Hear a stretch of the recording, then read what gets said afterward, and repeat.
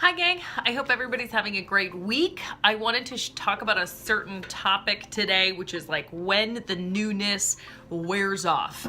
I think this is so applicable in so many different areas. I mean, it could be like a relationship, it could be a job, it could be a business, it could be a pair of shoes, whatever it is. And it's just that like everybody kind of goes through this cycle when they find something new, right? So like if you find a new opportunity, a new position, usually at first it's really exciting, right? So you go through that cycle where you're like, yeah, I love my new job. It's so much fun. And you tell your parents about it and you're just really excited about whatever, right? So then moving on, obviously at some point the newness is going to wear off. So then you move into, just kind of a challenge. And that's usually like when the newness wears off, right? When something is first challenging.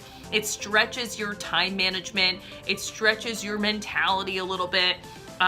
It just forces you to expand your comfort zone. The newness is gone.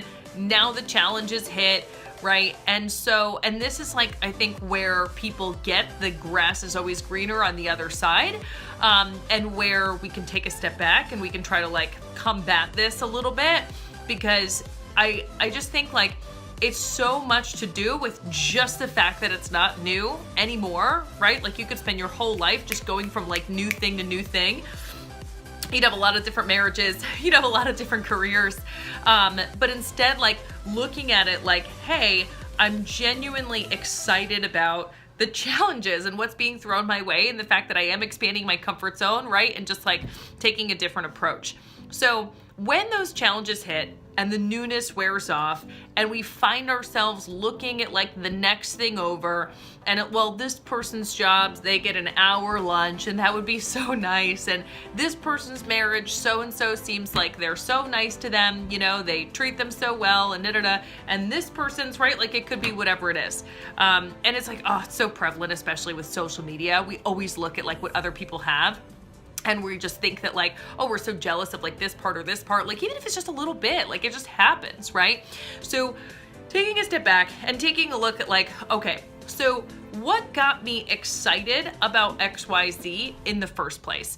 Like what was super exciting about my job in the first place? What was really exciting about my new business in the first place? What was exciting about my marriage in the first place, right? Or this person or whatever it is. And realizing that there was something, and a lot of times it's still there. So like with a new job, maybe you're excited about the fact that you can move up in the future. Well, just because that hasn't happened in like 4 months, are you genuinely not excited about that position anymore? Like, it's probably not that. It's just that the newness wore off, right? Like, you can go back to what you were excited about previously, and you still have the ability to get excited about that. It's like a marriage, right? What was I excited about originally? When I met and fell in love with this person? Well, maybe it's because, we have the same sense of humor and we laugh together so much and we have like a lot of the same hobbies. So when we do the same things together, we have so much fun. But it turned into, oh my gosh, this person didn't load the dishwasher. And so now I'm like annoyed, right?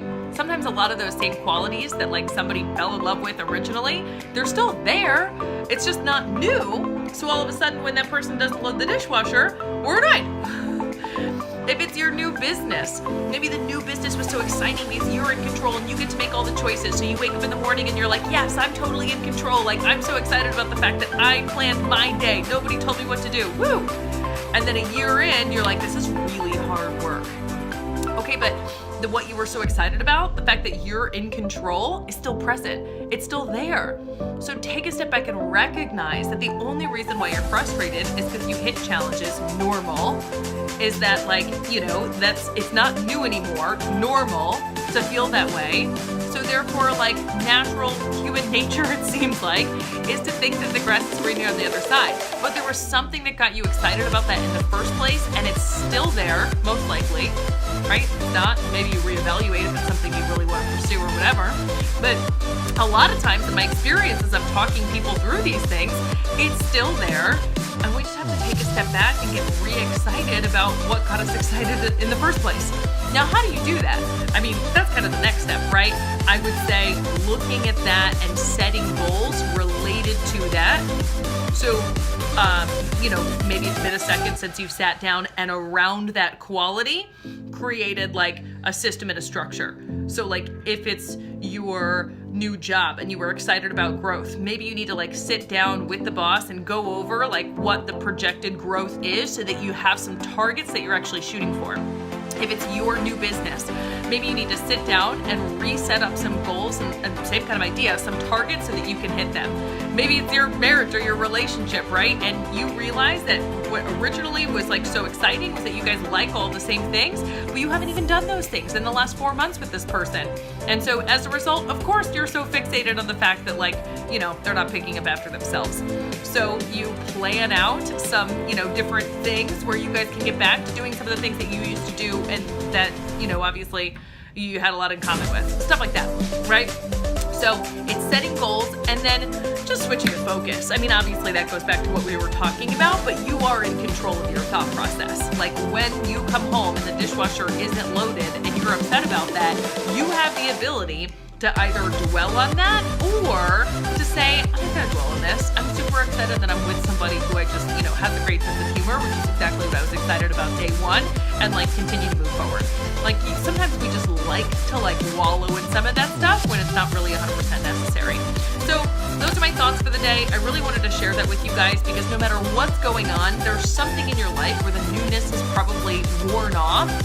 Don't fall victim to the grass is always greener on the other side. There's always something else that I can run to, because then you're always going to feel like, you've got to get something new, right? We want to develop this skill set to where we learn how to get re-excited about the same thing. That's how people have challenging and inspiring and productive and successful careers. That's how people have unbelievably strong marriages, right? I know those two have been kind of my themes, but those are pretty relevant. So everybody have an awesome day. Thanks so much for watching. Have a great day.